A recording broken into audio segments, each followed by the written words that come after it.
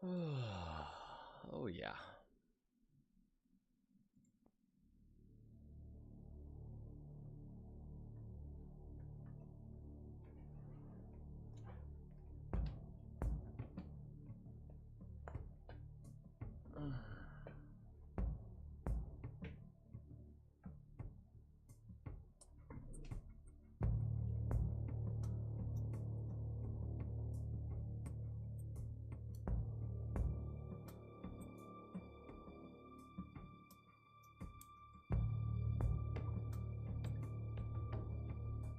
I feel like I just want to get lost in the campaign. What's that? So I feel like I just want to get lost in one of the campaigns. That'd be great. Is music playing? Music's playing, right? Can you hear it? You can't. Oh yeah, I can hear it. Oh, you can hear it. This is the Halo Reach music that you claim to assume that it is. Yeah, Halo 3, my bad. I deserve that.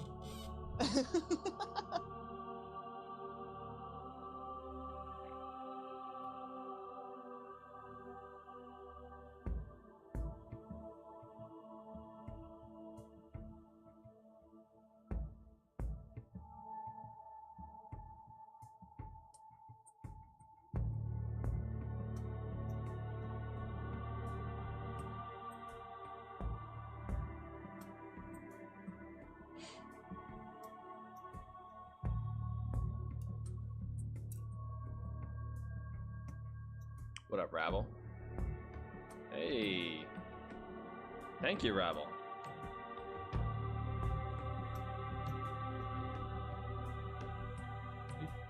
It's not telling me a vibrating object. Obviously, Rabble's there, so it must be. Ooh. Let's refresh. Over here, push this button, do this thing, yada yada yada. Yada yada yada. And there we go. Here we go. Oh boy.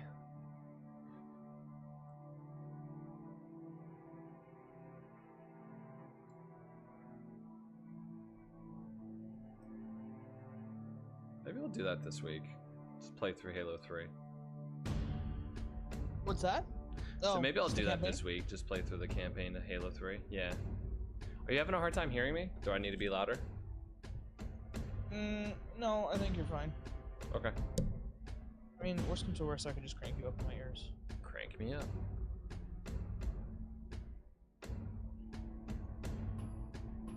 Okay, I am now officially in said stream.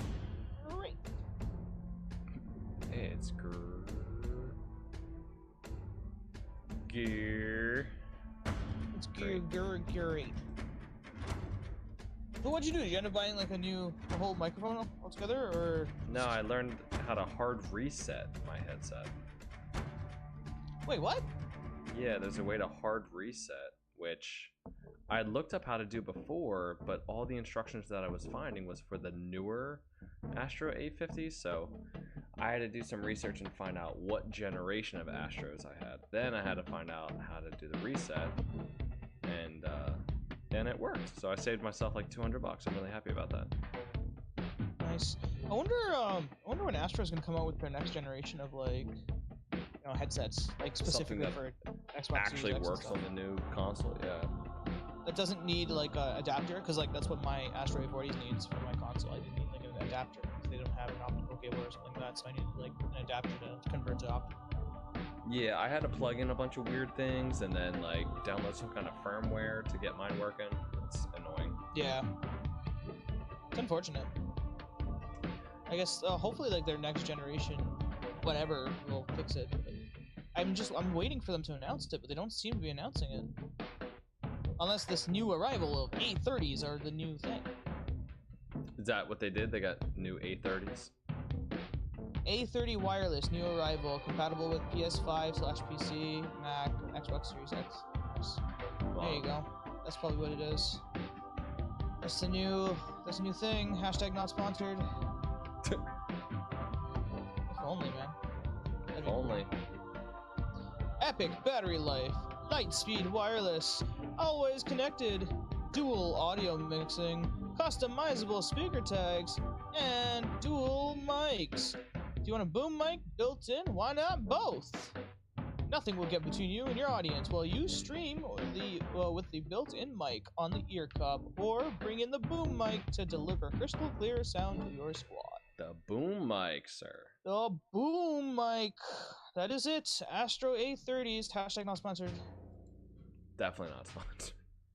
Yet. Hashtag not sponsored yet. Yet.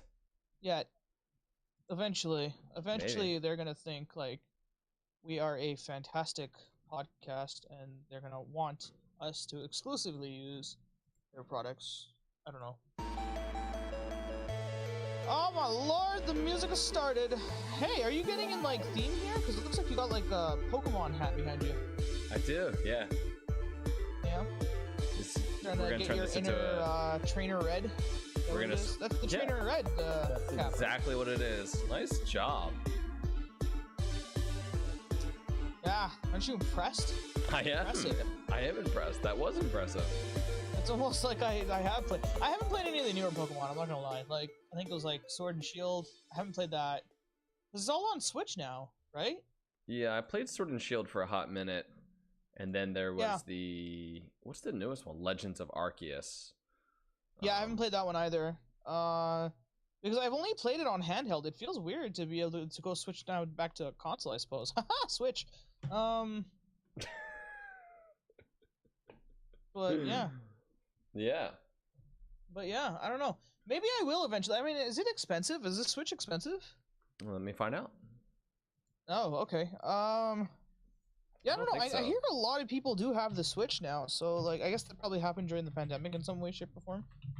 I think don't know if I have the money Switch, to just kind of just like dish out for a Switch just so I can play Pokemon. I'm pretty sure it's like $300. Let me see.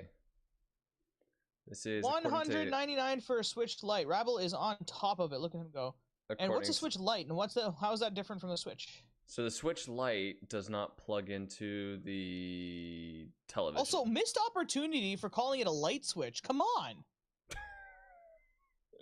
Damn, yeah. Nintendo. You know what? Their marketing sucks, bro. They gotta hire you. Like Switch Lite, or do you want to call it Light Switch? It's a great pun. Yeah, but then that's all anybody would think of. Is just like, oh, they're putting out a light switch? That doesn't make any sense. What do you mean it doesn't make sense? See, even Rabble's on board. He's like, light switch, laugh my ass off. Like, seriously, like, darn, missed opportunity is missed. The new Nintendos that are out right now are OLED consoles, which are running $350 right now. Holy jeez. They're OLED? I wonder if that's worth it. Nintendo Switch OLED. Rabble says he just bought a new one, a new OLED for the waifu. Rabble, let me know how that is, or let C Privet let me know how it is. I'm kind of curious, because OLED would be much more clearer, right? Technically, because of the kind of screen it is. I would think so. Here's a regular Nintendo Switch console for $300. Oh, okay. Or, yeah, or you could just kind of like upsell like a light switch for me. I don't know. We'll see. You want a light switch? I want a light switch. I wanna get a petition out there now, so then I can get Nintendo to change their Switch Lite to a light switch. We should definitely do that. They'll definitely listen to. We'll see. Yeah, see how many people we could sign on that on that terrible point. Start a petition. Start a petition. They do something, right? Petitions do something. Not really. Have you ever seen a petition? There's been like a petition for everything at some point. They never work. I feel like. Oh. Like, what's the last time there was a petition and then they were like, okay, I guess we'll change it? Yeah, I don't know. I'm not 100% certain. I haven't come across one that's been like that. Unless I'm completely wrong, in which case, you know, I just don't have that much experience online, of course. Petitions and protests, I feel like they don't do anything anymore, you know? Oof. Oof. Oof. How are you doing? I'm doing yes. Same. That's all I can say. I'm doing yes. I'm doing yes. Yes. I feel I have been full work mode for like a month and a half now, I guess. Just living, breathing, eating, sleeping this new job, which I'm not upset about. But as I sit here on a Wednesday night, it just kind of like hits me whenever like I'm focusing on the podcast or Halo or whatever. It's like, oh, I haven't been doing anything other than my job, which is not a bad thing. It's sort of a necessary thing. You know, I want to get good at it. And I'm getting better at it, which is good. But yeah, I just like, I've been so tunnel visioned with work. I don't know if that's good for me. I don't know if that's a good thing. No. It's not. No. No. Oh boy. What should You I lack be doing? their You you think? time. Everyone keeps talking about that. Literally, my manager told me, he's like, look, on Sunday, I don't want you to do anything work related. I'm like, why? He goes, because you need you time. I'm like, what is this? What's this you time people keep talking about? I don't know what this is. You need time for you time. Yeah, but what if my time is just filled with more work time, you know, to get better at my job? That's not you time. That's work time. What do you think I should do for me time? Something that is not work. Okay. That can satisfy some kind of hobby, maybe some kind of talent or something you want to get better in, or something like, or just relaxing because you kind of need it. Maybe I should exercise. Unwinding time. There you go. You time, unwinding time. It's not YOU time. It's just the letter U time, and the U just stands for unwinding, and bam, there we go. We got it. We got there. Game Warrior says play with Legos. I'm gonna be honest. That's the first suggestion that I heard somebody say, where I'm like, oh, you know what? That sounds really good. I wouldn't mind just building Legos. Okay then. There you go. You time. Lego time. Lego time.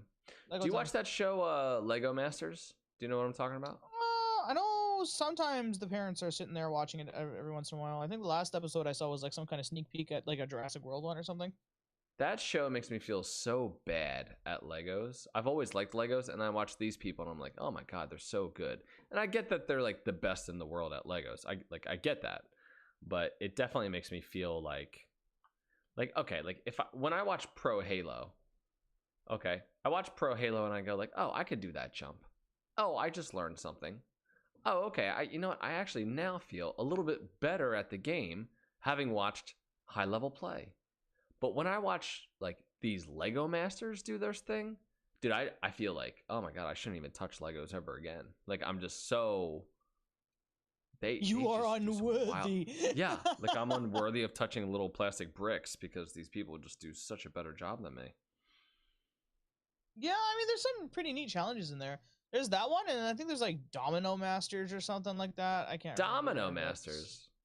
Something like that. Yeah, no, there's one that's very similar. It's not Legos, it's dominoes, and they just set up a bunch of these like patterns and all that stuff with dominoes. That actually sounds really relaxing until you accidentally knock one over. Until you accidentally knock one over. Yeah, no, that's not. It's really not relaxing. And that sounds nerve-wracking.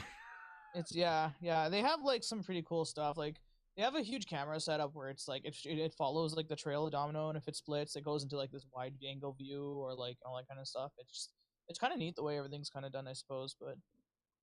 Yeah, they all have their own little stories every once in a while, I suppose, and it's quite elaborate sometimes. Would that not count as me time because there's the potential for a lot of stress? Is that like something I should avoid, you think? As you time? Yeah. Like should my you time, should my me time, should that be focused on something that's like relaxing and something that's like takes my mind off of things, doesn't cause stress, in other words. Like if I'm setting up dominoes, one goes off, right? Then my whole day is ruined. The whole experience is probably ruined. So I probably shouldn't do something like that for me time. Buddy, you and I need to have a chat because you're just overthinking it. What? Well, I don't know. I don't do You seem to try to find freaking loopholes for some reason. I don't know what's wrong with you. I'm just asking if I should stay away from dominoes, you know, or stuff that stresses, you know, that can stress you out, you know? Yeah, definitely. Stay away from stuff that stresses you out. Stop playing Halo on your youth time. Oh, I don't play Stop doing that. And not on purpose. I like Halo, and I'll be playing Halo this Saturday for sure. But you know, there's a I haven't really been gaming. I haven't been playing State of Decay. The only gaming that I've been doing has been playing Minecraft with my son, which is a lot of fun. That's Legos. You can't do that. No, that's stressful. No, but they don't get knocked over. Until like zombies or whatever those exploder thingies come in and start exploding your town, I suppose. I would actually. There is one thing that stresses me out. So we play in like creative mode, in peaceful mode. So there's no zombies, there's no spiders, there's no monsters or anything like that. Okay. Or creepers. The one thing that does stress me out though is every time we boot up the world, my 4-year-old, what he does is he gets buckets of water and then just spawns water everywhere. And then the entire area where we've been building is like just submerged in water. I'm like, hey buddy, why did you drown everything in water? And he's like, I don't know. Like he just like enjoys throwing water everywhere. So then I spend like 10 minutes like trying to clean up all the water in order to keep building. And so like that's a little stressful maybe. Maybe he just wants to make an underwater base. Maybe we, you know what? Maybe we should purposefully, maybe he would like this. We should purposefully make an underwater base, but start out not underwater. And then like, there you go. It's like, hey buddy, go ahead, fill all this with water, you know, and then we're all good. There you go. Again, where it says, I recommend or just make castles. a castle that has like a lagoon or whatever around it. What's it called again? Like just like a little, like a creek that kind of surrounds it. You can throw in some crocodiles or something. I don't know. Just... Oh, a moat. That's it, a moat. That's the word. Thank you. A moat. You know what I do? Just throw an emote in there. Just throw an emote in your moat. There you go. Yeah, exactly. What I like to do is I like to build tree houses. So like I will find trees near each other and then I'll just like build tree houses. Like that's kind of my go-to in Minecraft. I feel like tree houses. There you go. I don't know why, but I enjoy it. I build like a little room. There you go. That's you time right there. Where the walls are surrounded by leaves and stuff like that. And it's just kind of like it's nature, but it's kind of like dark and like peaceful and comforting. I don't know. I like that. And then you find out that you're actually just recreating childhood memories of like Gen 3 Pokemon. You're making Fortree City or something. Ooh! Probably. Dun dun dun! Maybe I got to get back into Pokemon. Maybe I should play Pokemon Fire Red. Maybe that's the way to go. I was talking Gen 3 is Ruby, Sapphire, and Emerald, but okay. I was thinking Fire Red, and that's Gen 3. Oh, okay. So I think that's where my head went. Fire Red is technically Gen 3, but it's mostly associated with, I guess, Ruby and Sapphire. No, you're right. So Pokemon Red or Pokemon Fire Red is really what I meant. Fire Red. I remember when Fire Red and Leaf Green came out. Were you a red version or blue version with the original Pokemon games? Blue. Really? Blue? Yep. Okay. Yeah, Blastoise was a really cool Pokemon. I really like Blastoise. Blastoise is Everyone else liked Charizard. A lot of people like Charizard. Well, Charizard's cool because he's a dragon, right? But yeah. But I like the idea of there being a turtle with 2 freaking cannons on its back. Blastoise is really cool. I mean, talk about like 2 solid Pokemon that are like the evolution starters or whatever, starter evolutions. Charizard and Blastoise for sure are an amazing 1 and 2. Nobody liked Venusaur. Let's be real. Nobody really It's getting a Venusaur. bigger following now. I don't understand. Over Charizard and Blastoise, like who liked Venusaur? Well, a lot of people now because they had determined that in like picking your starter in the Kanto region was like a difficulty starter. So like if you went with Bulbasaur, that is easy mode. If you went with Squirtle, that is medium. Like it's relatively whatever. And then Charmander is hard mode because like your first 2 gyms or whatever, like they're all like stacked against you. Rock and then water. Yeah, rock and then water, and then like electric, which it's not that bad against a fire type, I suppose, but like it's not great either. Like when you're using a Bulbasaur, like rock, okay, well there you go, grass, okay, water, okay, yeah, grass, and then electric, well, grass. I didn't realize that. You're right. That's much easier to start out with Bulbasaur. Yeah, and that's why it's gotten like that little bit of a following. Plus, Bulbasaur and Venusaur himself is a really good staller Pokemon. Now, what's that mean, a staller? He is very heavy. Like he could take hits. He's very Right. like heavy in like special defense and defense, I think. And Yeah. then he can also has pretty high health points. So like he could just take hits, and then like you can use like something like Mega Drain or Leech Seed and all that stuff to kind of just get your health back. I like that. Yeah, so it takes a while. Like if you're throwing out a Venusaur that is set up for stalling, like yeah, you're kind of stuck there for a little while, you know. That makes sense. It's like, oh hey, I'm gonna throw out a Leech Seed and then like a Mega Drain, or I can just do a Mega Drain and Synthesis combo and like just essentially just, and then you can give him like a poison, like Black Sludge or something like that, because like it heals a poison type and he's a grass poison type, so like every turn he can like bring back more and more health. So I did something like that in Gen 3 with Bayleaf. I had him set up so that way I would basically like, I forget what I would do, but basically like poison or do something to the enemy, and then I would keep regaining my health, and then I would throw something out on the ground. yeah, so you poison stalled him. Yeah, maybe that's what it was. Okay. Yeah. That Gen 2's like if your rival had a Bayleaf in like That's like Gen that second 2. or third town, like it was kind of difficult to take him down because he would just use Reflect, and that would like negate a lot of like attacking moves, like Right. physical hitting moves, and then he would just poison powder you and then just synthesis and just get his health back while you're just dying. Yeah, maybe it was Gen 2 then, because I'm pretty sure it was Bayleaf and not Sceptile. Ooh, Sceptile. I love Sceptile. Is it Sceptile or Sceptile? Sceptile. They say Sceptile in the Show? anime, I guess. Okay, Sceptile. I used to think it was Sceptile as well. Ah, there's I a don't C in blame you. there, you know. There is a C in there, but sometimes it's silent. I thought he was a skeptical reptile. Skeptile. That's what I thought he was about. You know? Yeah. Not the case. He was instead not a that skeptical. Sceptile. Yeah. Exactly. Exactly. Oh, but Pokemon sounds good to me. I kind of want to. I want to do some Nintendo games. I think some Legend of Zelda, maybe some Pokemon. Yeah. Get that light switch. That sounds good. Well, I have a regular Switch. Oh, you're right. Yeah. Sorry. Yeah. Then pretend you have a light switch. Why would I pretend? Are you gonna make that? Are you gonna make that joke with your son? You're gonna be like, "Hey, do you want to get a Switch Lite? I mean, a light switch?" No, he would be so confused. He doesn't even know what a Nintendo Switch is. Wait, what? I thought he knew. Okay, never mind. He knows what an Xbox is. I'm trying to raise him right, Mystery. Oh, okay. Then you realize you're raising him incorrectly. Oh my god. He keeps asking to play Halo. He knows that I'm into Halo, but he obviously has not played Halo or seen Halo really. Oh, I see. But he keeps asking about Halo. So at some point I'll have him play Halo. He's like, "Dad, what's the Red Spartan Halo podcast?" It's like, Dad, can I play Halo? No, buddy. Halo is for, a little bit older. When I'm 6, everything's at 6. He what was the other thing? Like if I ask him to try like a new food or something like that, he'd be like, I don't like that right now, but I'll try it when I'm 6. I'm like, okay, I don't know where this came from, but it's just like, yeah, I'll try that in 2 years.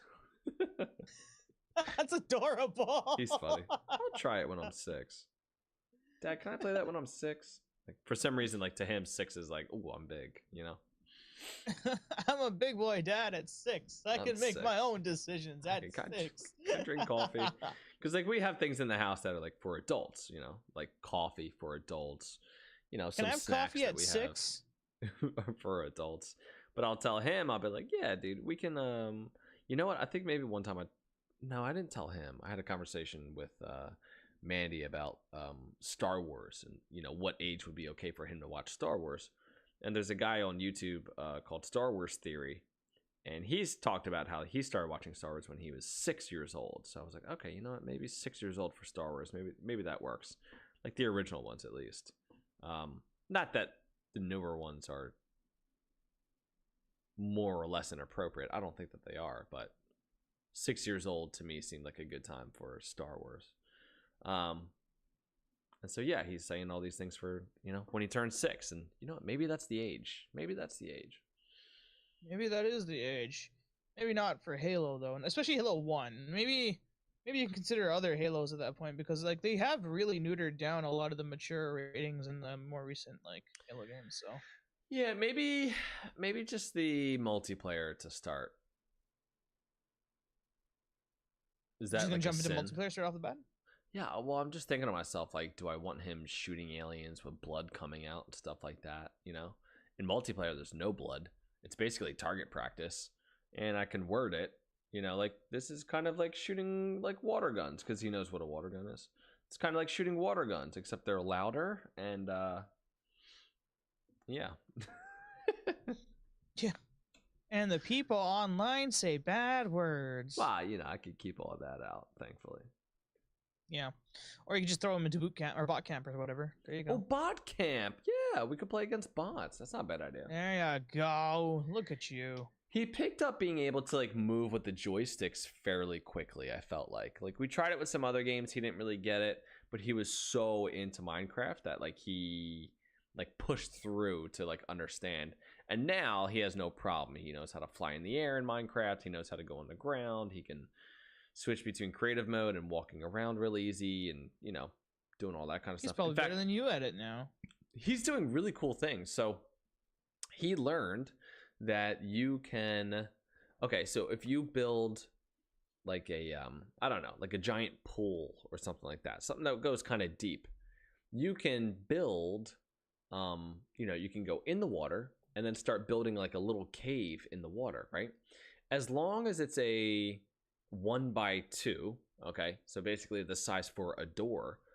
If you put a door up, it stops the water from flowing in. I did not know that. So he's like, Daddy, I want to show you something. I'm like, oh, what you got, buddy? And so we went underwater.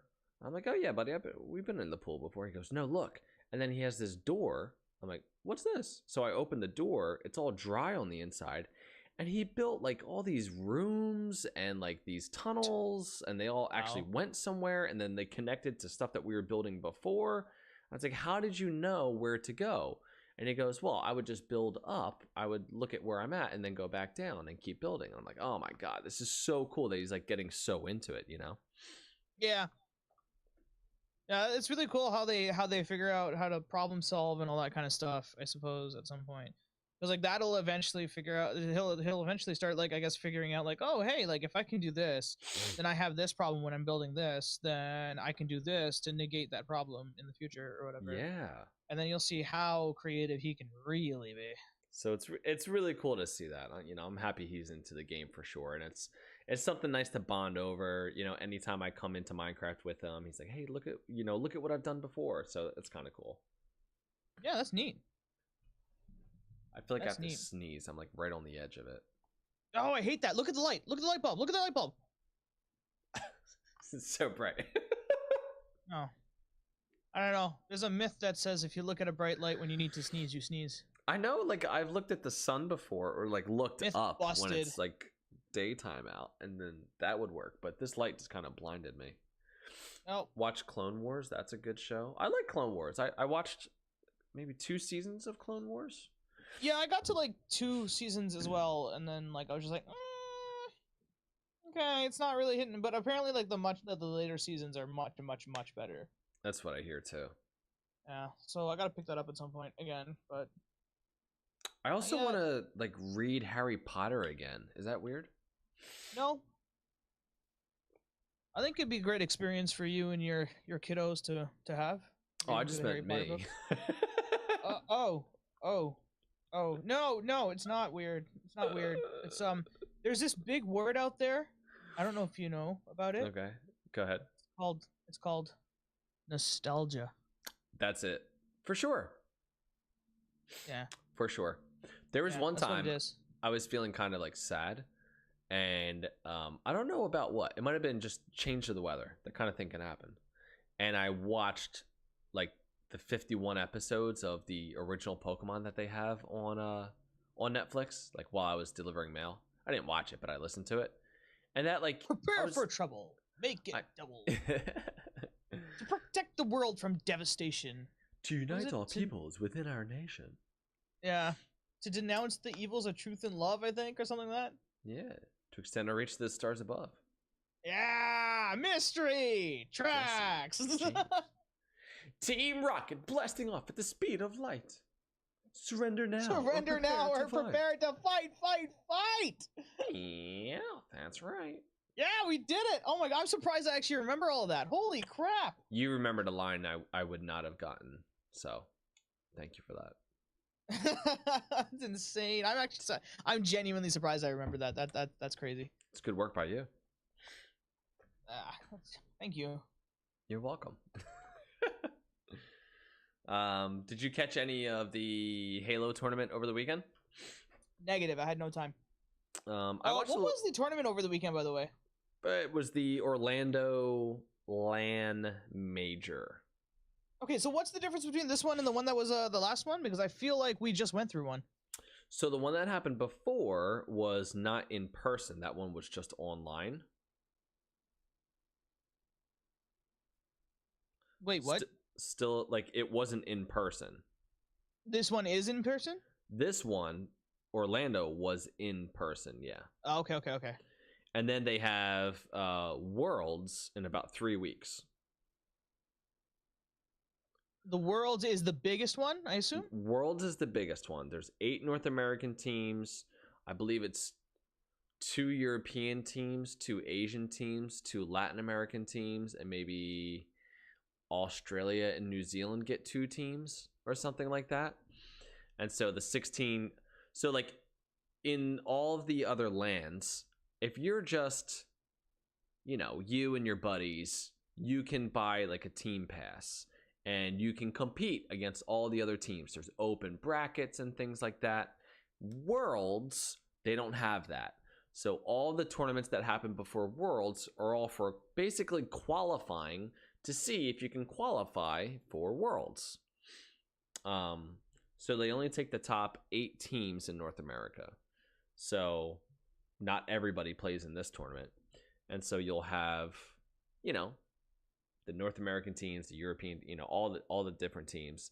Then those 16 teams will play against each other, and then you'll get your world champion on that Sunday. Right. Okay. That's the big one. Worlds is the biggest one. Right, because a world is a very large place. Okay. Yes. I got there. I got there eventually. Global there are premiere. separate tournaments that are like they're qualifying matches or whatever to dictate which teams are going to be making it to Worlds, and then from there, the Worlds is the big one. Yeah, like each region has their own events to qualify for, like, okay, what 2 teams are going to go to Worlds. So like each region has its own tournaments. North America including, they also have their own tournaments. They get 8 teams though, because there's just more people here who are playing. The talent is a lot better here in North America than it is in some of the other places. Europe is getting a little bit better. But yeah, so you got 8 teams from North America, 8 teams from the rest of the world, and they will play in about 2.5 weeks now. Okay. All right. Okay. So we're going to get a lot more HCS content coming up soon, right? Yeah. So I mean, I'm excited for 3 weeks. Like I like watching Pro Halo. Optic Gaming is doing very well. They've won the last 2 tournaments, which is really cool. And the reason why I'm really happy about that is, one, the guys on that roster have worked really, really hard. There's a guy named Formal. Have you ever heard that name for a pro player? That name sounds familiar. Yeah, so he competed back in the day with Halo Reach. I believe he competed with Halo 3. I don't know. He definitely has won. He definitely won tournaments before, like major events. I don't know if he ever won like a world championship with Halo. I also don't think that Halo was really doing world champions. I think they had like the national championship. But anyway, I don't know if he ever won one of those. But he switched to go to Call of Duty after Pro Halo kind of fell off the map after Halo 3. So he goes to Call of Duty, plays for Optic Gaming, wins 3 world championships in a row on Optic Gaming's Call of Duty team. So he's one of the best Call of Duty players who have ever existed. He came back to Halo recently. He was the 5th member on a team, and then somebody went down for some reason, or they got traded or whatever. So he started playing. Actually, I might have that team backwards. trading? That's insane. I didn't know there was team trading. Oh yeah, yeah. Somebody from Cloud9 just went to FaZe Clan actually recently.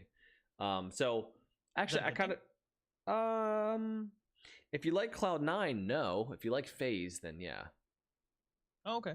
All depends on who you're rooting for. I like the player a lot. His name's Renegade. You know, and he made a good decision. I'm sure they paid him a lot of money, so it makes sense for him to do that. I wonder if his like first name or last name is Renee. I don't know. Do you want me to look it up? Well, I mean, if you know his name, that'd be just great. Like he calls himself Renegade just because, you know, his first name or last name is Renee. Renegade. Oh, his name's Jonathan. Jonathan Willett. Ah, okay. Oh. He's well known for his time on Straight Rippin' and Splice. So he was during the Halo 5, you had Tox. They were winning like every single tournament until Tox as in TALKS? TOX, short for toxic, because everybody thought that those players were toxic. Okay. Is that like HCS slang, or is that actually what they're named? No, that's what their team was called, was Tox. That's like the official Team name. Tox. Team Tox. Team Tox. Sounds like TikToks. Team Tox. Tox was winning like every single tournament until Splice came along and started beating up on them. And then Splice began to win sort of all the tournaments. So when Halo Infinite came out, go ahead. What? What are you laughing at? Wait. Hold on. So we had Team Toxic that got spliced by Splice? Yeah, basically. This is amazing. Keep going. So did somebody did the team come in like smash or something? Just smashing the splices? No, unfortunately the teams get a little bit less creative named. I'm just like that's such a, I don't know if that's a coincidence or not, but that's really cool. I'm laughing because of how cool it is, actually. But so when Halo Infinite comes out, Cloud9 basically took on the Splice roster and made, you know, then they were on Cloud9. The Tox roster then became, they got picked up by some organization called Sentinels. And so it was basically, you know, now is Cloud9 and Sentinels kind of going at it. Optic Gaming struggled at first, but then they really started coming into their own. So for the last, I don't even know how many years, Tox and Splice, now Cloud9 and Sentinels. Cloud9, that's what Raffle says in the chat. They have been winning literally every single, you know, world championships since, I don't know, since Halo 5 came out. So Optic Gaming now coming in and doing a really good job. Okay, so that guy Formal who I was talking about, he's now back on the Optic Gaming roster, and now he's going to be competing, and he's in a good spot to win the world championship for Halo, you know, years after he won back-to-back world championships with Call of Duty. So he's one of the best first-person shooter players to ever exist. And it's cool that he's playing Halo. And he has the chance to win a world championship in Halo after winning 3 with Call of Duty. So I'm rooting for Optic Gaming. I want any team that's not, you know, that Splice or that Tox roster to win, because they've won every world tournament for the last couple, you know, for the last. It's time for an underdog to come in. Are we gonna come in team underdog and start, you know, destroying them? Yeah, I don't know if I would call Optic Gaming an underdog, but definitely a different team at least. So I'm happy with that. No, that's it. We're putting our controllers in. It's time for us to be team underdog. Red Spartan underdog or something. I don't know. The red underdogs. Right. Yeah. There you go. There you go. And then we'll be the crowd favorites. And then we will win at some point. I would love, if I ever had a lot of money, I would love to just fund and invest in a pro Halo team and be like an owner. I want to be like the Mark Cuban of like Halo esports, where I'm at the events and I'm in the stands and I'm just like yelling at the stage and just like yelling at the other players who are going up against my guys, you know? Would you be the guy that goes in like, boo, you suck? Oh yeah, dude. Oh, 100%. The guy that just be like, yo mama. What? I'm not good at this trash talk. This is something like that. Yeah. Yeah. Your mama. Just yeah. There you go. Your mama. Just screaming across the stage. Nothing else but that. You know. Why is he yelling that? Isn't it? Is he an owner? This is in 2002. No, but that's like a dream of mine to own a pro Halo team or be an owner with a pro Halo team, because I'm sure none of them have just one owner. What if we just sponsored a Halo team?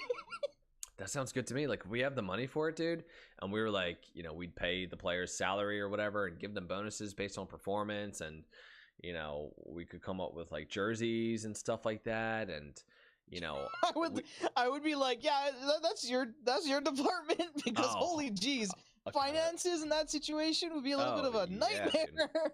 No, but that's what I want that so bad, and just like, you know, pay for the players to be able to travel and go to hotels and support them with their streams and stuff like that, you know, and you know, mostly make money off the merch, I would imagine, you know, and some of the advertising and stuff like that. But just like, yeah, I would absolutely love, like that's been a dream of mine for a long time, to have like a pro Halo team that I'm a, you know, an owner or part owner of. I think that would be really amazing. Go for it. Give it a shot. At some point, like, build up to it if you can. Look, I'll need to make a bunch of money, but you know what? With this job that I have, sell those kitchens. Sorry, no, bathrooms. Yeah, sell those tubs. Renovations. Boy. Yeah, sell those showers, boy. I've sold 3 so far. I'm pretty happy with myself. Nice. Yeah. Well done. Thank you. Congratulations, good sir. I appreciate that. And you know what? What's really good is there's this guy, my last customer. Last customer? Yes, my last customer. He's this older gentleman, and he like can't get his leg over his tub. Like, he can't get it over because like he's just having difficulty moving. You know, he's a little bit older. Right. And so like I came in and I showed him exactly what we could do for him, and like I know that this is going to be such a quality of life improvement for him. Like, I'm so happy that I was able to help him out. And like, I don't know, I like my job a lot. I feel really good about it. I like that I'm helping people, and I find it very rewarding. I really do. So I'm happy. So what's the plan there? Are you gonna have like a door or something? So we're gonna switch from a tub to a shower. So we're gonna remove the tub completely. He has a steel tub. We're gonna just, you know, they're easy to take out. And then we're gonna convert it to just a walk-in shower. So a walk-in shower. So like you're the one taking it out. Instead of steel's a lot lighter than cast iron. Cast iron is the other material that a lot of tubs are made out of. Those are heavy. You have to break those up into like 6 different pieces to carry them out. Steel ones are a lot lighter. So he has, yeah, well, like, what about stainless steel? That's probably what it is. I think it's like ceramic on top of steel. I forget exactly how it's made, but yeah. So he goes from having a 15-inch threshold to now having a 4.5-inch threshold. So it's gonna be so much easier for him to get clean. And you know, we like. Wait, hold on. What does that mean? Okay, so if like think of in your home, do you have a walk-in shower or do you have like a tub? Like what's your setup there in your bathroom? Wow. Let's go with yes, one of those two. Oh my god. Whichever one is the right answer. Okay. Which one is the right answer? If you have a tub, it's whatever one is real for you. If you have a tub, they're usually 15 inches, unless you have a deep soak tub, which is usually 17 inches. 15 inches that you have to get your leg over in order to get into the tub. So with a walk-in shower, you need some kind of threshold, like something coming up off the ground in order to keep the water in that area. But he's going from a 15-inch now to a 4.5-inch. So it's so much easier for him to step over that to get into, you know, that space to get clean. So okay. So what Rabble's asking is threshold is what you have to step over, right? Like that's the number. Yeah. Okay. That's exactly right. Thank you, Rabble. That's all I wanted to know. I was so confused as to what you meant by threshold. Well, I was trying to explain it. I'm like, what do you have here? Okay, And then so you're this like, gentleman has a 15-inch threshold, and you're bringing it down to what, 5 inches or something? You said? 4.5 inches. Ah, I was close. Okay, so it'd be one massive step versus a small step. So now it's a small step. Yeah. Yeah. Okay. Yeah. So Well, that's cool. Yeah, it makes me happy. Look at you changing the world one bathtub at a time. I want to be there on his day of install, or maybe the day after, and just check in on him and see what he thinks about everything. I'm sure he's gonna be really happy with it. That's good. Yeah. Really good. How are you doing on those those conferences? Like, you know, like just gauging how like the customer is like feeling about your sessions with them and all that kind of stuff. Because I know the last time you were a little concerned due to, you know, just overwhelming. Oh, somebody. So I don't exactly remember the conversation that we had last time, but so I am feeling much more comfortable. I mean, I've always like the one thing that I've been good at is that I am a pretty comfortable person no matter where I'm at or no matter who I'm talking to. So like that part has been good for me. Where I was struggling was not understanding some of the software that we have, or just kind of like forgetting some of the things that like I sort of crammed into my brain over the 3 weeks where I was doing the training. So I feel a lot better now in my 4th week of, is this my 4th week or my 5th week? This might be my 5th week actually. I feel a lot better now in my 5th week with the information, and now it's all about, you know, making it more of a conversation and not having like a presentation, you know, like you don't want to sit there with somebody and go like, this is all, you know, just talk to them for an hour. Like nobody wants that. And quite frankly, like that's not fun for me either. So the best appointments are the ones where it's just a conversation the whole time, you know, finding out who they are, what they need, can we even help them, that kind of thing. So I'm feeling much more comfortable, like I'm able to actually have a conversation with people instead of like just trying to remember the things that I'm supposed to say, you know what I mean? So yeah, it's just been getting a lot better, and when you get a lot better, you become more successful. When you become more successful, you're having more fun and you're making more money. And when that happens, it's just like a good cycle to get into. So that's cool. Yeah, I'm feeling good about it. Congratulations. Thank you, sir. Well done. Your hard work is going somewhere. I hope so. It is, sir.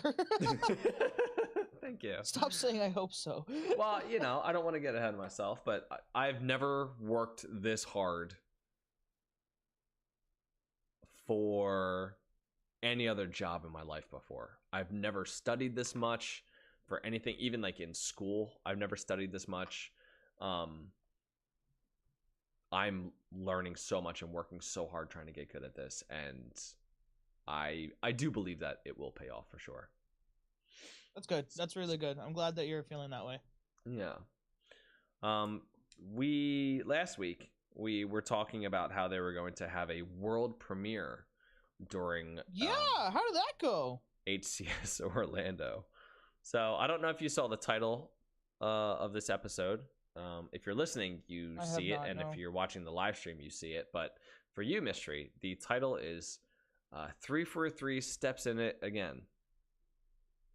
And steps in a good spot again. Okay. No, steps in it again. In a good spot. I certainly hope a good spot. This is not sounding good already. No, it's not good. So no, don't do this to me. What is it? What was the big premiere? All right, I want to find out. I want to know. I'm gonna do one of these like videos where like you're just waiting for them to get to it, and there's just so much anticipation. So they said it was gonna be a world premiere, right? Okay. People got excited. They were like, "Oh my god, are they gonna show off? Is it gonna be like Forge? Are they gonna show off Battle Royale?" There was so many different ideas about what they might show off. You know, is it gonna be right? I mean, we had a whole podcast episode about it too. Whole podcast episode about it. That's insane, right? Okay. All right. So what they showed off. World premiere, okay? The Pit is getting a Halo Infinite remake. What? And that's it. It's not even available right now. It's going to be available sometime in the next couple months.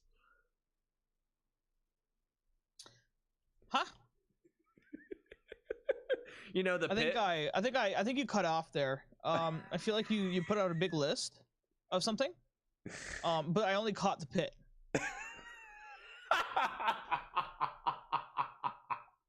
You said like I want to say you started with a G and then you said pit and then I don't know what happened. Guardian maybe. I was thinking maybe you might have said maybe Guardian Epitaph is getting a remake. Maybe Snowbound is getting a remake as well. There's like a reimagination of like I don't know like High Ground or something, and then you were just like oh the pit, but like everything got completely cut out and I just heard the pit. So what was the actual list? All right, so the list is as follows. You ready? Okay, what's the actual list? I want to hear this. All right, map number 1. The Pit. We're getting a remake of the Pit in Halo Infinite. No. There were other maps before that. You clearly were gonna say but then I don't know what happened. No, this is map number 1 is the Pit. No, the last one you said was the Pit, sir. The first and the last. I'm sorry, Mystery. It's just the one. The first and the last was the Pit? Yep, we're getting a Pit remake for Halo Infinite. Like, hold on. Like 343 Industries is recreating No. Pit? Sorry. It's a it's a Forge map of the Pit. A Forge map of the Pit. Yeah. It's a Forge map. Okay. The Pit. That's awesome, right? Yeah? It's great. It's great. Yeah, especially with everything that you guys were talking about in regards to like Forge and what it's capable of. No. Is it looking exactly like the Pit from Halo 3? No. It's no. So, do you remember last year when they had I shouldn't say last year. Maybe it was last year. I don't remember. Do you remember when they had the Cyber Showdown event? Like it was kind of like a cyberpunk kind of theme, and you still see people with like the purple visor and the mohawk and stuff like that. So is this gonna be like a breakout map now? No. It doesn't look like a breakout map, but it looks like. Do you have Taco Bell near you? Yeah, we have Taco Bell. Do you have like have you seen like the new buildings for Taco Bell? How it's kind of like dark and then kind of like a purple outline around everything? No, we got the old school like 90s Taco Bells that looks like you're like walking into like an alien spaceship. Okay. All right. So no, I'm completely lying, by the way. Oh, okay. All right. I just haven't been to a Taco Bell in a while, so I don't know what the interior looks like. Well, the exteriors is what I was referring to, but so basically everything's very dark, and then there's some bright purple lights, and so it's like a cyberpunk kind of theme for the Pit, which personally I like it a lot. I do like it. I like it a lot actually. But yes, it was made in Forge. And was it made by a community member in Forge? So that's not exactly clear. I think that it was made by 343 or with the Forge Council. I think that this is a Forge Council map, meaning there was a couple people from the community who they had come in to make maps and stuff like that. So it's not 343, but it's also not just somebody by themselves who made it in Forge. Right. Kind of like in between. So this is like something that 343 has worked with them on. Yes. So we shouldn't be having any spawning issues in any way, shape, or form. They are definitely play testing this on a regular basis to make sure that it's up and running properly. Well, I hope so. I certainly hope. I hope so. Okay. All right. They did that. There's rumors that there might be more maps that are coming. But what they announced was basically the Pit remake, which they are going to have HCS games on for the next season of HCS, which I think is really cool. I think that's cool. More maps is a good thing. Does that show confidence in what they're putting out there, I guess? Does it show confidence in what they're putting out there? Does that mean like, oh, hey, we're so confident in like what Forge is capable of and what we built in Forge, utilizing like, just a reference of the Pit, that we are throwing it into our HCS. So that we are throwing it into the circuit for our competitive Halo. You know what? It might be. I don't know if anybody's reading it that way, but that could very well be what they intended. Because that seems like a a logical line to kind of like draw right there. I think that makes a lot of sense. I feel like you're putting logical in air quotes there. I didn't. I would have said logical. Wow. Okay. Tone change. You hear the air quotes on that one? I did put air quotes on that one, yeah. But yeah, so it's just that was the premiere, the world premiere. World premiere is okay. So like, did they show gameplay? Like, what did they show? They showed work in progress, camera flying, you know, a minute of the pit basically. Huh. Yeah, no gameplay. Not even gameplay, huh? Nah, no gameplay. Wow. That's brave. It's brave to call it a world premiere. I'm not sure who in marketing came up with that idea, but it was probably the entire Halo community in one breath went like, oh cool, the pit, but also world premiere. Why would you call it a world premiere? Like everybody was let down. Now here's the deal. We gotta be missing something. Come on, like we're not. What? No, we're not.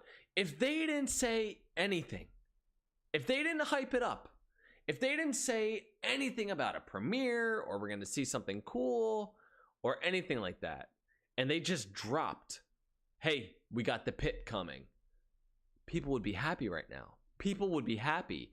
The biggest issue here is that 343 set awful The hype train rolling? expectations. Yeah, I don't get it.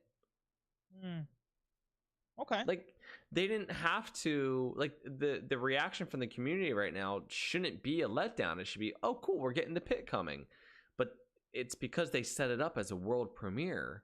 People Right. were expecting something big. We and had then when they're such just- high expectations. Yeah, and it's like, wow, why do that? Why? Who in marketing said like, yeah, let's call it a world premiere?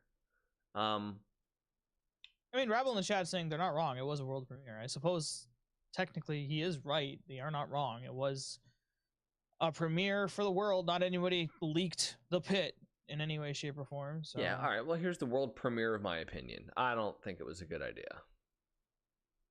I mean, that's a fair assumption to make. I think you said before we even started the podcast, like you were about to bring it up, and then we decided to kind of save it for the podcast. But you said like they're stepping on rakes or something. Yeah, it's like stepping on a rake. Yeah, it seems like 343. You know that one Homer Simpson gif where he steps on a rake and it flies up and hits him in the face, and then he steps on another one, flies up and hits him in the face. Mm-hmm. The idea being, I don't, like, but mm-hmm. Oh, okay. So the I haven't idea seen is, it, but mm-hmm. the idea is basically like these are self-inflicted wounds that 343 is causing here, and so, you know, when you give a roadmap and you say that season 3 is going to be at this time, and then you have to, you know, push it back 4 months, that's stepping on a rake. When you say world premiere and then you show off a forge map of the pit, a pit remake forge map, you're stepping on a rake because you are maybe the roadmap's not as fair because that was subject to change, but certainly with the expectations that people had with the words world premiere, I mean, I think it's fair to say that when they said world premiere, initially everybody thought like, oh, it's got to be battle royale. And then the thought was like, okay, maybe it's Forge, and they're going to go, hey, Forge is ready, hop in. Or a new Halo game, or something big. And then they tried to, you know, tame the expectations on Twitter. Tashi had tweeted out, he's like, look, it's not a new game. After or before? This is before they showed it off. He's like, look, it's not a new game. It's not a new game mode. And, like, I don't know. I'm Do you excited think maybe for the somebody pit. might have Yeah. accidentally kind of jumped the gun or something? Like maybe there was a bigger there was a bigger plan, and then they're just like, no, we can't do this right now, so we're just gonna announce the pit. But somebody has like, oh, I already hit enter on the social media feed here. Well, that's certainly possible, and I think people are speculating that as well. So I don't think that you're alone in that opinion. I think people are definitely saying that they think that there was something else, maybe what had happened was like they thought they were going to have the pit and maybe like 2 other maps kind of like ready to go to show off, and then Right. like something happened that kind of pushed things back, and they're like, oh shit, what do we do? Let's just show off the pit, I guess. And then that's what they did. Okay. I mean, I don't know what else to say at that point, though, right? Like, I guess they're trying. Like, I feel like they're tiptoeing across a minefield right now, right? Tell me more. Like, What are you thinking? they're by tiptoeing across a minefield. Like, oh yeah, you get an announcement or whatever, but like, it could be a minefield of confetti, like hooray, or a minefield of like fuck, we are going back like 7 steps. But then when we're going back 7 steps, we might step on another mine. You know. Mm-hmm. Yeah, So I think you're right. I mean, I think it's we just gotta tank these punches, I suppose. They need a Venusaur.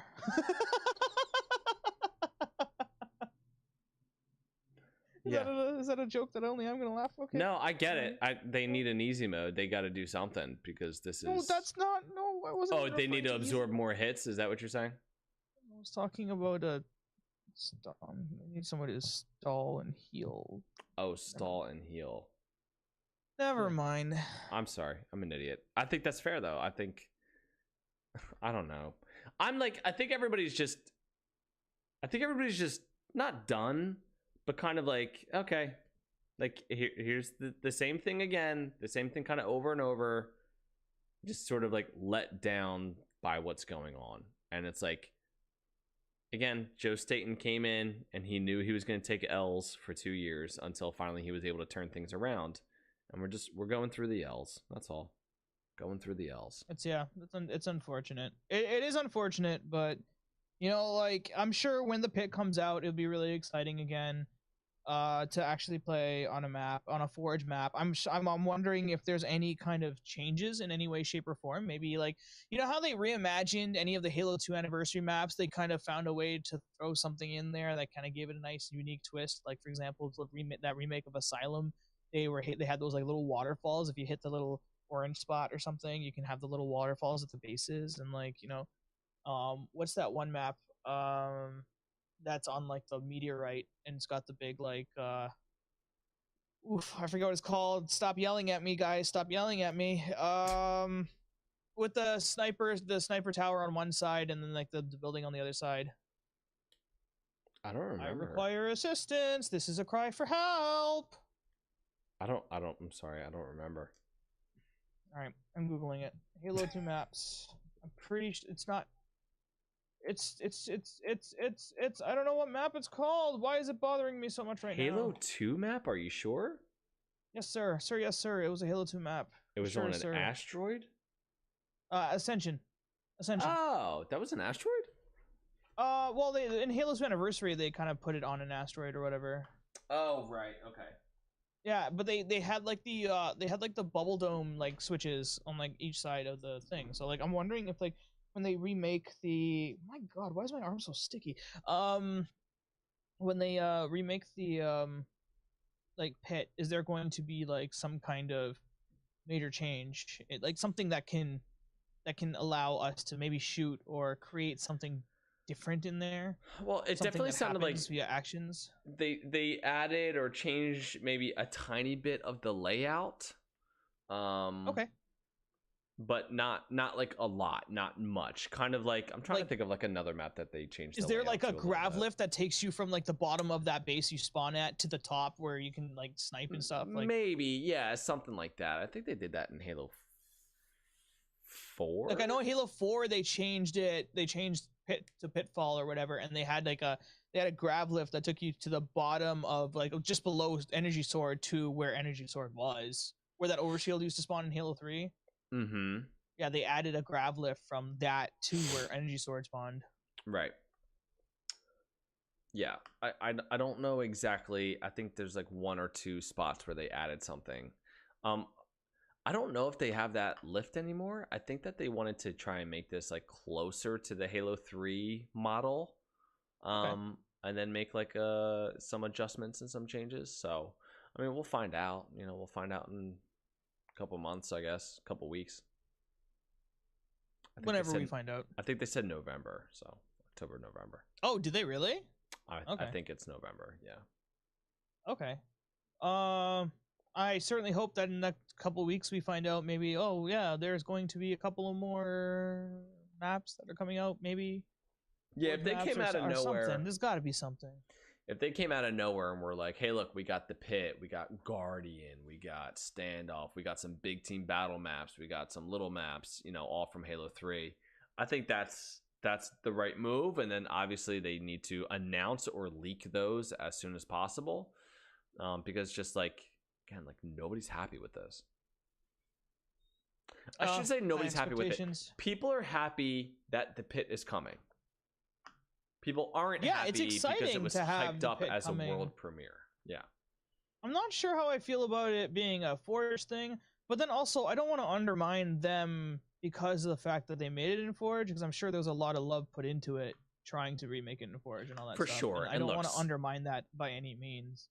Some of the stuff that we're seeing coming out of Forge looks amazing and incredible anyway. So I'm not upset that's in Forge. I think right now it definitely needs more detail, though.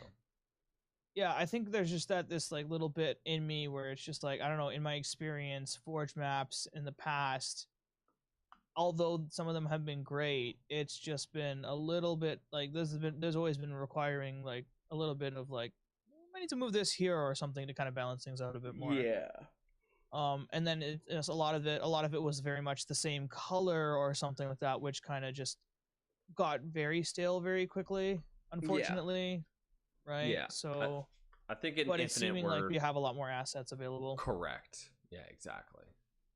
So yeah, I'm excited to see the Pit, I suppose. I kind of was expecting to see more, but that's okay. Yeah, I'm excited to see the Pit. I'd like to see some more maps. I definitely think once they get made, throw them in the playlists. Just please anything as quick as possible. That works, please. Don't do as quick as possible, because if it doesn't work, then there's no point. No, I guess it needs to work. We're back to square one. Yeah, no, I get that. I get that it needs to work. I guess I just mean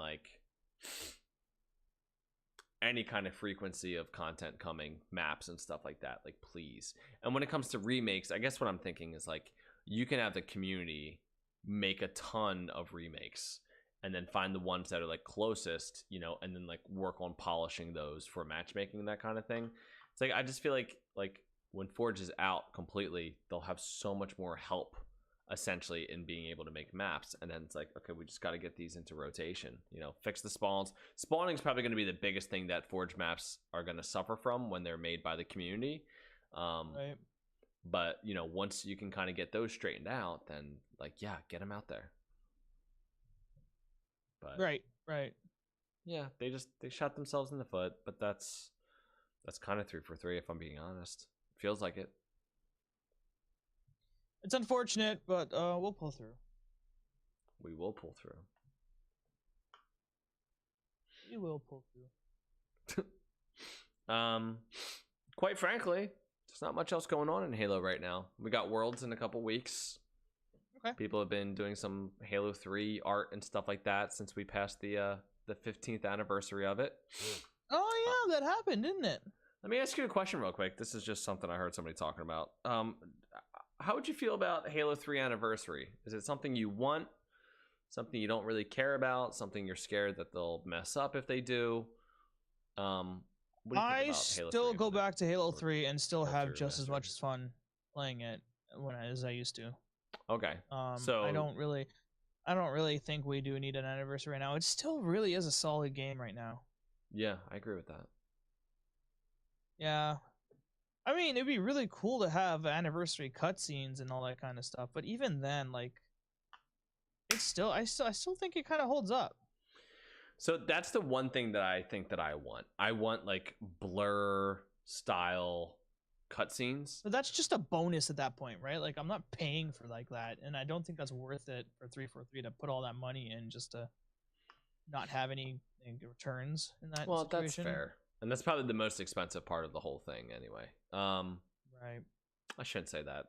I'm sure paying their whole team to make the game is probably more expensive. I don't know. Maybe we'll get one for the 20th anniversary in 2027. I just I don't know. I think that I would like to see it. I think that, you know, it's interesting. Mint Blitz had put out a video about Halo 3 Anniversary, kind of talking about it, and that's sort of the conversation that we're having here. He had talked about how when it comes to remakes, 343 hasn't exactly nailed it. With Halo CE, they didn't even have like a multiplayer. They just had some maps that got thrown into Reach. Halo 2 Anniversary, at first they had claimed that it was going to be exactly how you remember, you know, Halo 2, which ended up not being the case because they used Halo 4's engine in order to make it. And so Halo 2 Anniversary was basically just a reskinned Halo 4. And they didn't even remake all the maps on that one too. Like, we are so limited on Halo 2 Anniversary maps. Yeah. I would love to see more like 343 developed Halo maps, not Forge maps in Halo 2 Anniversary. Yeah, exactly. Because Halo 2 Anniversary, I actually do enjoy playing. I just not a fan of playing the same 3 maps over and over again. Yeah. Yeah, I'm right there with you. But Halo 3 Anniversary, like, I don't know what they would do for the multiplayer. If they would try and throw it into Halo Infinite, if they would try and make its own thing. Like, I don't know what they would try to do there. So like, I'm kind of like, I think that I would be a little bit nervous of them attempting a Halo 3 Anniversary if they touch the multiplayer. I would love a campaign redone, and I would pay for a, you know, anniversary campaign, especially if they give, you know, a little bit more backstory or, you know, just some more information, stuff like that. You know, Halo CE Anniversary, we had those terminals that kind of explained a bit about Guilty Spark and sort of like his backstory a little bit. So I don't know if like maybe we could dive into Mendicant Bias in Halo 3, you know, terminals or something like that. That would be really cool. I mean, they did the Mendicant Bias stuff in terminals in Halo 3. Yeah, I know, but like, you know, redone where they're like visual, not just things that you're reading, you know? Right. I guess that makes sense. But you're right. Yeah, I mean, Halo 3 started off the terminals, so yeah, you're exactly right about that. Yeah, Halo 3 did, indeed. Halo 3 had a lot packed into that game. It really did. We take it for granted now. But at first, when that came out, like, it was a lot. There was a lot of cool stuff for sure. I think, yeah, a lot of new stuff at that time. I think we take it for granted in the way of like, there's so much in that game, and we just kind of became like used to it. Like, oh, okay, this is what Halo's going to look like from now on. Having a Forge mode at launch. This is what it looks like from now on. Having theater at launch. I mean, these were all brand new things for console gaming. Right, like pioneering all that stuff. Now it seems basically standard to have it. I think almost every Call of Duty game has theater mode in it now. Yep. I don't know if Fortnite has it now. I think it does, if I'm correct. I can't remember. Fortnite does have a theater mode, yeah. Okay, yeah. See, like that one has it. I can't recall any other games that definitely has it for sure, because I don't really. My list of games are not exactly long, so. Yeah. But I don't know. I don't know if I would want one. I think I'm with you for different reasons, but I think I'm with you. I don't really need one right now. Yeah, I mean, I remember when Halo 2 Anniversary had come out, and like the question was definitely brought up to me, like, oh, would you like to see a Halo 3 Anniversary? And at that time, like, Halo 2 Anniversary, just like, just the campaign itself was so fun and so cool to see, like, it completely upgraded and like all that kind of stuff, right? And I was like, oh, that'd be great to see like the blur cutscenes and seeing like the game engine change. Hell yeah. In Halo 3, and flipping back and forth to see what it's capable of, what kind of changes are capable of, how different it would look, and all that kind of stuff. But I mean, over the years, things like for me, like I just go back and I still very much enjoy playing Halo 3. Even now, and like I just sit there and wonder, maybe I was wrong in that opinion for sure, just sitting there thinking maybe we should get a Halo 3 Anniversary, because like I do truly still enjoy going back and playing Halo 3 right now. Like, it has some of my most fondest memories, right? It's still so nostalgic for me too, right? Yeah, I get that. I mean, we just played Halo 3 like the other week, right? We were did. doing the VidMasters challenge, and like I don't feel like you guys spent a lot of time saying, ugh, we need sprint in this game. It's No, too slow. not yada, at yada, all. yada. It was a lot. I mean, of it was fun. brought up once before you even got there, but like we kind of just we still enjoyed it for what it was at the time, you know.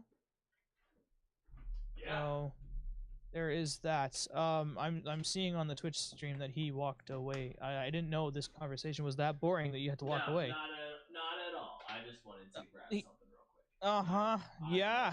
Sure. Okay. Not convinced. I'm good. I am all good. Not convinced, sir. I am all good in the hood. He here. walked away. You hear that, guys? You see that, folks? He walked away from his microphone while talking to me mid-sentence. But I'm here now. That's what's important. Oh, it's okay. All right. That's what's important.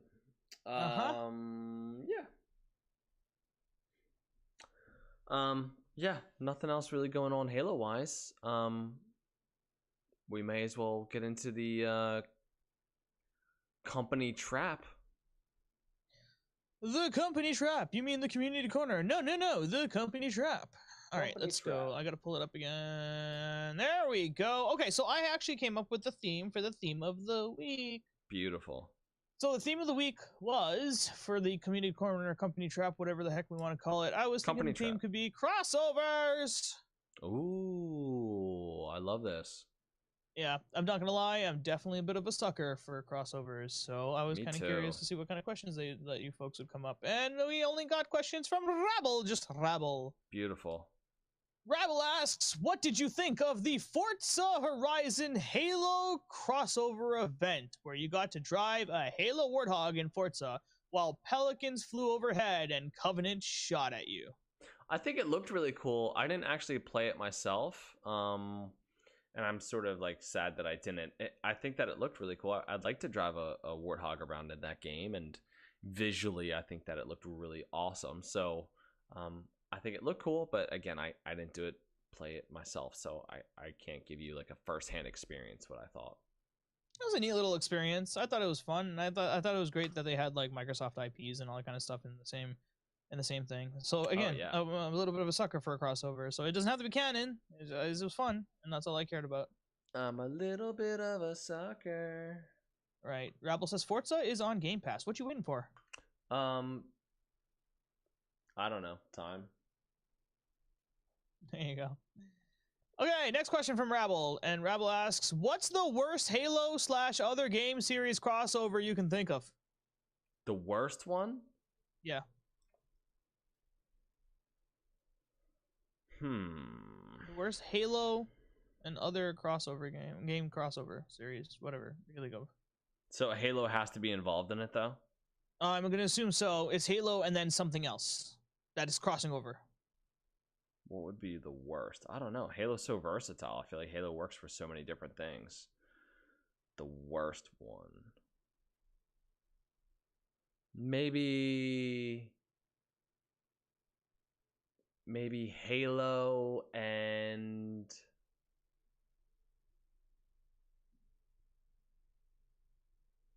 I don't know. I don't have a good answer. I feel like you could do anything with Halo. But do you have anything, Mystery? Well, Rabble's saying Halo Farming Simulator. So I think that'd be cool, though. Oh man, now it's making me think of like Halo, like what's it like? Not Sims, but like Roller Coaster Tycoon or something. Like like those kinds of games. Like just imagine that you can create your own Halo ring, and then just like from there, like add these little really cool like niche environments and stuff. See, that's what I was thinking. My mind went to that That's not too. A bad crossover. That's a good one. Exactly. That sounds awesome. Yeah. Bad crossover. Halo and Connect 4. I like Connect 4, but I mean that's fair. It's like, well, what's the point here? It's just a bunch of like rings. Oh no, that's the answer. It's Connect 4 because you have a bunch of rings, but then you can kind of like barely tell like who's winning and who's where because you don't have like the solid circle in the hole. When I was thinking of Halo Connect 4, I was thinking like a UNSC emblem and like a Covenant emblem being the two different things. But you went straight for Halo ring. 100%. And then you can just like change whatever your like Connect 4 pieces are. It's just like, oh, I want to have 343 Guilty Spark, and I want to have Master Chief's face. There you go. You know, like, or helmet. Exactly. You know? Yeah, well, that works. Yeah. The worst Halo / other game series crossover you can think of is Halo and Connect 4. I don't know. Halo and Twister. I don't know. I was just about to say Twister. Dude, that's so funny. Okay, right hand on Cortana's face. No, that's not okay. Blue Cortana's face. Blue, green. What were your colors? Blue, green, purple, probably. Right? Yeah. Left foot on Yap Yap's head. Okay, now Rabble asks, now pitch it to a group of angry brutes who will throw you out the window if they don't agree to make your crossover game. Brutes, I understand that you are a mighty military, but every mighty military is going to need funding in some kind of way.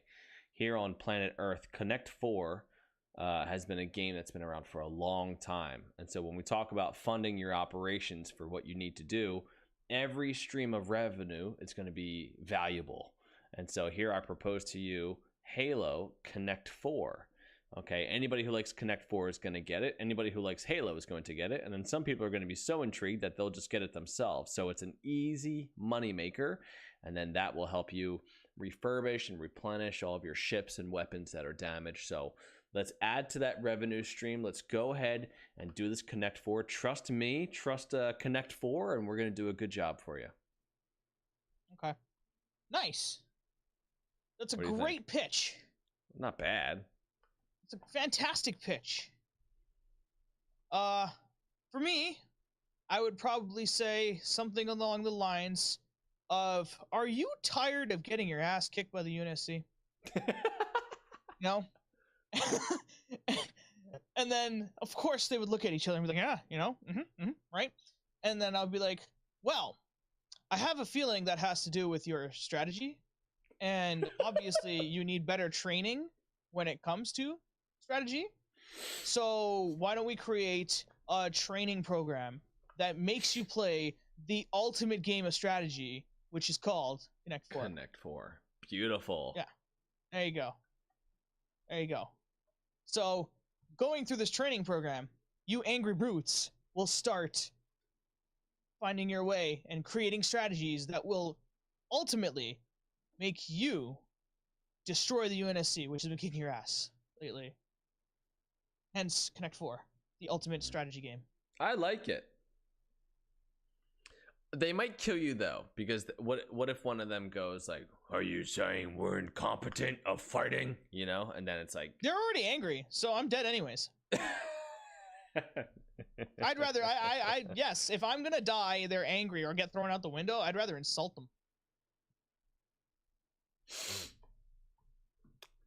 Fair enough. Yeah, if I'm gonna get killed, I'm probably throwing some zingers out there, you know. I get thrown out the window. I'm like, ha ha, got him. Got him. I just die. That's pretty funny.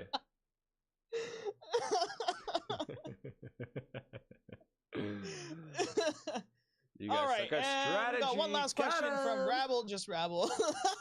Got him. I love how you say it. Rabble says a squad of Call of Duty protagonists, 6 to 10, versus one Master Chief. Both are armed with their series weapons. Who wins? Master Chief. Okay, I'm gonna go with Call of Duty protagonist just because you went with Master Chief. What? They're I mean, Master Chief's a human too, but like he has Mjolnir armor. What are you gonna do? Right, but the Call of Duty squad are like 6 to 10 of the elite people that are out there, and they have their series weapons. I don't know what their series weapons are, but I'm sure there's got to be some powerful weapons in there that they can use in their own arsenal. No, I don't. I mean, look, you got Master Chief. His reflexes are faster than anything else. Keep in mind that this man beat the living shit out of a bunch of ODSTs, which are the future's best of the best of the best military. So now you're talking about Master Chief going up against the best of the best of the best military from 2008 or whatever, 2000, modern warfare, right? So, Okay. Okay. All right. I don't know. Fine. I think Master Fine. Chief Fine. is gonna Fine. Fine. Fine. Fine. spank Fine. him. But there is this one gun in the Call of Duty game called the Wonder Waff. The what? Exactly. The Wonder Waffle. Tell me what's in the Wonder Waff? Yeah, the Wonder Waffle is a gun of great high voltage that they could use against the Master Chief and kind of stun him in place. Like a Bam! dynamo grenade? Like a dynamo grenade, but it's a... More like a shock rifle. Oh, like a shock rifle. Okay. Yeah. Except it also is capable of chaining its way through its enemies. So, if it's Master Chief and Cortana, no, I'm kidding, Master Chief and any of their Spartans, then it would be able to kind of chain its way through. Aha! Well, that certainly makes more of an argument for how they could do it, for sure. Yeah. You arm all of them with this kind of gun. And then they have the ray gun. Or the thunder gun. I didn't know Call of Duty had all these weird named guns. No, that's in zombies. Because that's all I know about zombies. I was like, what are they going to fight with M16s? And then you start dropping all these guns. I'm like, I've never... The ray gun? What the hell is that? I really don't know what they use in the game, so I'm just assuming it's regular military stuff. They are, yeah. But like, I kind of barely play multiplayer in Call of Duty, and I just associate weaponry with whatever's in Call of Duty zombies. So I just use zombies weapons in the scenario. I'm sorry, Rabble. I tried here, buddy. I tried. That's pretty funny. I'm still taking the Master Chief, though. What is a squad of 6 to 10 protagonists of Call of Duty, my guy? Nah, Master Chief will fuck him up. No, plot armor. I don't care. Dude, Call of Duty protagonists have the biggest plot armor in the world. Do you see how many derailment explosions they freaking survive? These guys are resilient. They can take on the Chief. We're talking about the Master Chief, though. This is the guy who people make the argument that he could fight Kratos and crazy people like that, He's going to lose to a couple nerds? I don't think so. You're calling Call of Duty protagonists nerds? Yeah, for fun, Rabble says, thought somebody would bring up the kill streaks like the AC-130. All right, look, if they're calling in the chopper gunner from Modern Warfare 2, Master Chief might have a hard time because that thing was deadly. Do you remember that? Did you play Modern Warfare 2 back in the day? I did a little bit, like very long time ago. I was mostly playing Halo 3 at the time. Because wasn't it Modern Warfare 2 and Halo 3, or was it Halo Reach and Modern Warfare 2? I can't remember. So Modern Warfare 1 came out the same year that Halo 3 did. Okay. So then I must have been playing like Halo Reach a lot at the time then. So towards the end of Halo 3's life, you were looking at Modern Warfare 2 coming out. Okay. Yeah, so like Modern Warfare 2 came out 2010. I remember that one like missile that comes from the sky or whatever that you can kind of guide into somebody. Yeah, Cruiser missile or something. I can't remember what it's called. What was that called? Predator missile maybe. That's it. The Predator missile. Good job. Yeah, there you go. I remember that one. The AC-130, was that like an automatic like helicopter or something? No, the AC-130 there's a couple different guns or ways that you can fire in the AC-130. There was like the very quick machine gun. You could do something that was like a heavier caliber, but like not as fast. So, doosh, doosh, doosh, doosh. And then there was the real big thing, like a massive big explosion that you could fire down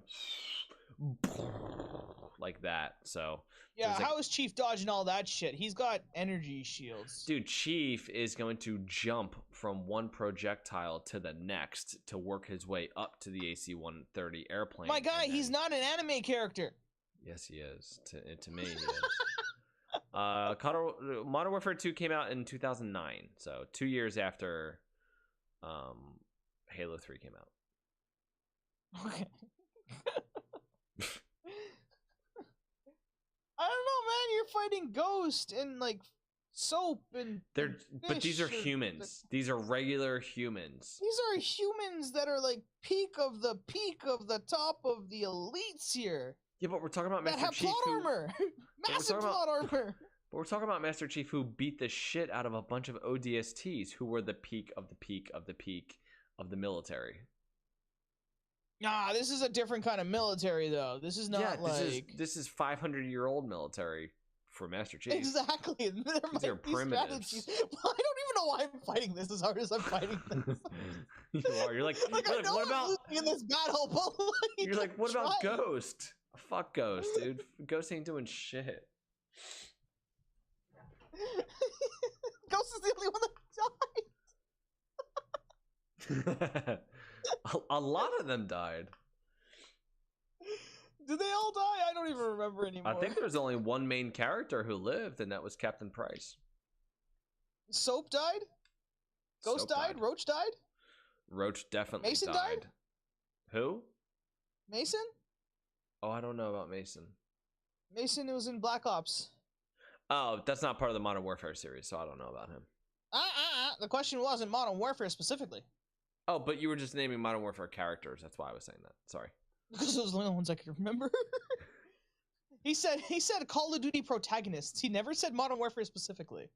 Well, you know what? We'd have to take a look at the protagonists from the Infinite Warfare, which I think is like the most future that they had. So maybe somebody from there. I don't know. Was it Infinite Warfare or Advanced Warfare? Both. Those are both Call of Duty titles. Yeah, there you go. Infinite Warfare was the one that we talked about when I was on your podcast way back whenever. That had like the call signs and all that stuff that looked like Halo stuff, like Halo references. That was Infinite Warfare. Okay. I think Advanced Warfare came out after that. I don't remember the order. I thought Advanced Warfare was before Infinite Warfare. It might be. Like in release. Yeah. Let me look up Call of Duty titles released. There's so many warfares here. Okay, here we go. So Can't wait for Call of Duty Warfare. So Call of Duty, so much warfare.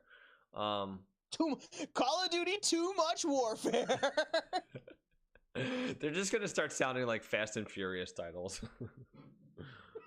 Call of Duty. I still hope that they make Fast 10. Fasten your seatbelt. Okay, so we got Call of Duty, Call of Duty 2, Call of Duty 3, Call of Duty 4, Modern Warfare, Call of Duty World at War, Call of Duty Modern Warfare 2, Call of Duty Black Ops. Oh, interesting. Black Ops came out before Modern Warfare 3. I didn't realize that. Okay, yeah, Black Ops was the title, I'm pretty sure, before. Like, literally right before. I did not realize that. So, Black Ops, then Modern Warfare 3, then Call of Duty Black Ops 2. That's the game I fell off of. I stopped playing Call of Duty when Black Ops 2 came out. Then we have Call of Duty Ghosts, which came out in 2013. That was the first title. That was the first one on Xbox One. Correct. Okay, then Call of Duty Advanced Warfare. That's 2014. Then Call of Duty Black Ops 3, which I definitely did not play. And then Call of Duty Infinite Warfare in 2016. So Advanced came out, and then Infinite came out after. And then was it Black Ops 4 after that? It was Call of Duty World War II after that. Then Call of Duty Black Ops 4. Then Call of Duty Modern Warfare. They have Call of Duty Warzone separate from Modern Warfare, but that's not right because Warzone was an add-on to Modern Warfare. You had Call of Duty Black Ops Cold War in 2020, Call of Duty Vanguard, which nobody played or remembers, from 2021, and now we got Call of Duty Modern Warfare 2, 2022. Interesting. Yeah. That's a lot of Call of Duty titles. One every year since Hard 2003. to keep up with. Yeah, one a year because they have like three different developers working on it. You got Treyarch, you got Infinity Ward, and then you have Sledgehammer for a while. Yeah, but I think it's just the two now. I think it's just I think we just have Treyarch and Infinity Ward. Yeah, let me see. Or is it Activision? Vanguard? Well, Activision is the publisher for all of them. Oh, okay. Who's the developer? Developers. Okay, so Sledgehammer. Oh, this is interesting. So Sledgehammer made Vanguard, but Treyarch developed the zombies for Vanguard. Raven Software assisted, and then some other studios assisted. So Vanguard was Sledgehammer. That's not good because that was not a very good game. Black Ops 4 was obviously Treyarch. Let's see here. I think all the Black Ops is Treyarch. Yeah, Treyarch. And then Raven Software. I don't know who Raven Software is, but they basically help all the studios. That's kind of cool. Okay. Yeah, I do remember seeing like their logo in some of those games, so I assume like yeah, they're probably just like some developer that they kind of outsource some of the stuff to. Yeah, bring in for some extra help. It's pretty cool. Halo, I feel like 343 needs a Raven Software, and maybe that's what Certain Affinity is going to become. Who knows?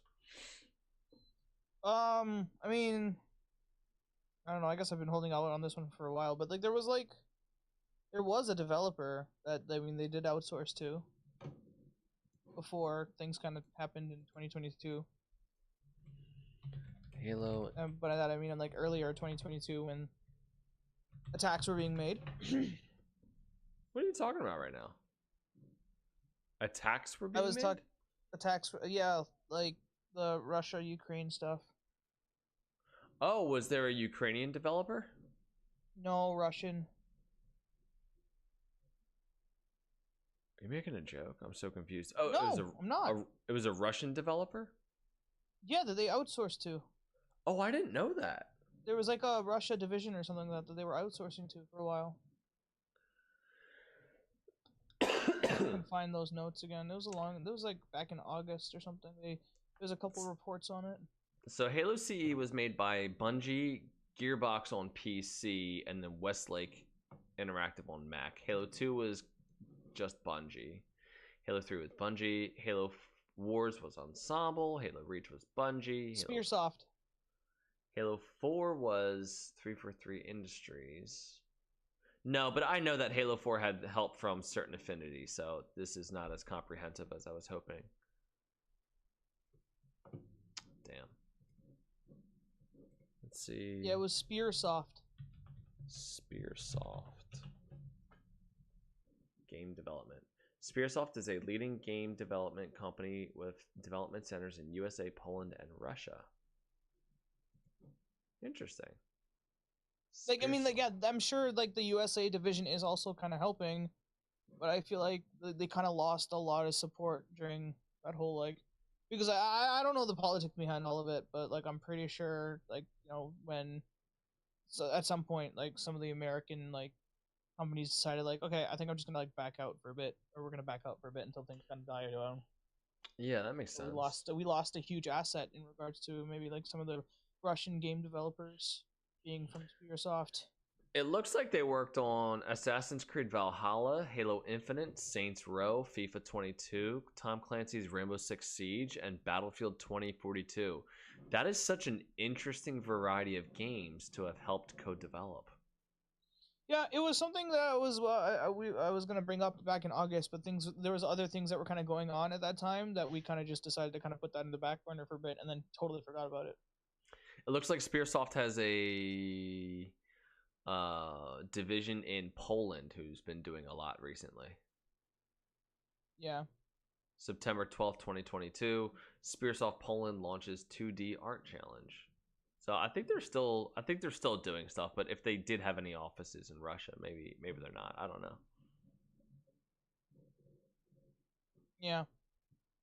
Interesting. All right.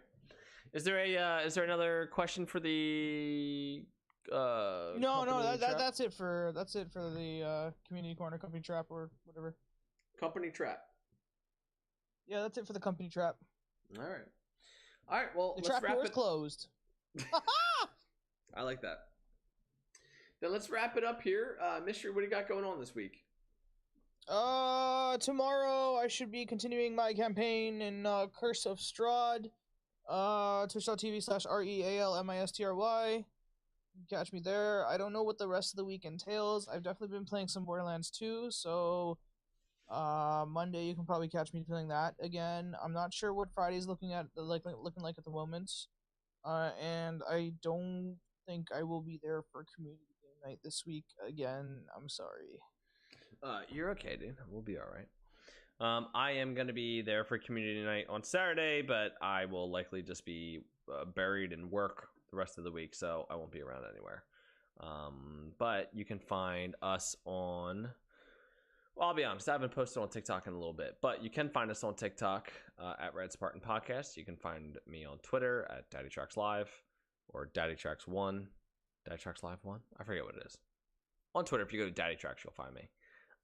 And also on Twitch at Red Spartan Podcast. So we will see you guys here next week. I hope you all have a great weekend. I don't know what the hell we're going to talk about or what we're going to do for next week. It is episode 100, which is special, and it will be fun, whether you like it or not. Oh, forcing fun. This is interesting. All right, guys. We love you. We're forcing fun on them now? Yes. Holy! When did we evolve so much? Right now. Welcome to the Red Spartan Halo podcast, where we force fun down your jugular. Ha-ha! Where everybody has fun, or else. Yeah, we have to have fun. You have to have your scheduled fun for Thursday morning at 7 a.m. Eastern Standard Time. Hey, so did you know Pigspot did 2 episodes this week? Isn't that crazy? Like, they just all of a sudden just spitting out episodes. I had no idea. Look at them. Yeah. Yeah, it's kind of crazy. It is kind of crazy. Facebook.com/Pigspod. Facebook.com. Yeah, Facebook.com/Pigspod. There you go. You said it. You said it. First try. I said it last week. I said it last week, too. All right, Rabble. Have a good night, buddy. Goodbye. Thanks again for the sub. We'll see you soon. Peace, brother.